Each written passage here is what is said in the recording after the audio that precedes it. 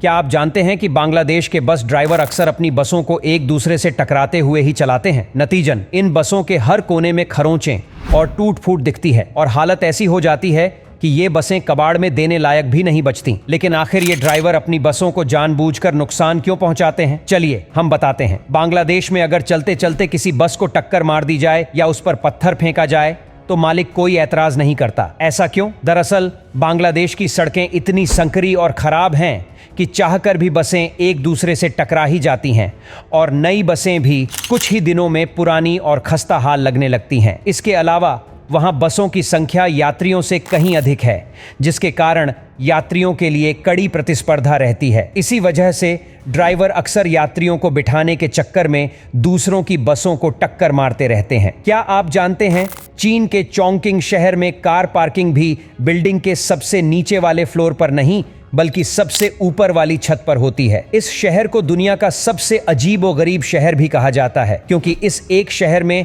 आपको दुनिया की हर तरह की ट्रेन भी देखने को मिलेगी। यहाँ ट्रैक से लटक कर ट्रेन चलती है, बुलेट ट्रेन चलती है और तो और यहाँ एक ट्रैक पर चलने वाली ट्रेन भी देखने को मिलेगी। वहीं यहाँ की कुछ ट्रेन तो ऐसी भी होती है जिसमें सिर्फ 2 ही डिब्बे लगे होते हैं। इस शहर में पहाड़ों की ऊंचाइयों पर ग्लास के ब्रिज बनाए जाते हैं। इससे नीचे देखने पर इतना डर लगता है कि बच्चे तो क्या बड़े भी इसके किनारों पर खड़े होकर चलते हैं। लेकिन यह इतना मजबूत होता है कि 1000 लोगों का वजन भी एक साथ उठा सकता है। वहीं चोंगकिंग दुनिया का एक ऐसा शहर भी है जिसमें एक बिल्डिंग जितनी ऊंचाई पर खत्म होती है वहीं से दूसरी बिल्डिंग शुरू होती है। आपको बिल्डिंग की 22वीं मंजिल पर भी लगेगा कि आप जमीन पर खड़े हो। नारियल पानी तो हम सब ने पिया है, लेकिन क्या आपने कभी सोचा है कि यह 60 से 100 फीट लंबे नारियल के पेड़ में इतनी ऊंचाई तक नारियल के अंदर पानी कहां से आता है? दरअसल नारियल के पेड़ ज्यादातर ट्रॉपिकल रीजन्स में उगते हैं और यहां पर अच्छा खासा पानी मौजूद होता है। आपने देखा होगा केरला, गोवा, कर्नाटक जितने भी कोस्ट एरियाज हैं यहाँ पर सबसे बढ़िया नारियल उगते हैं। तो सबसे पहले तो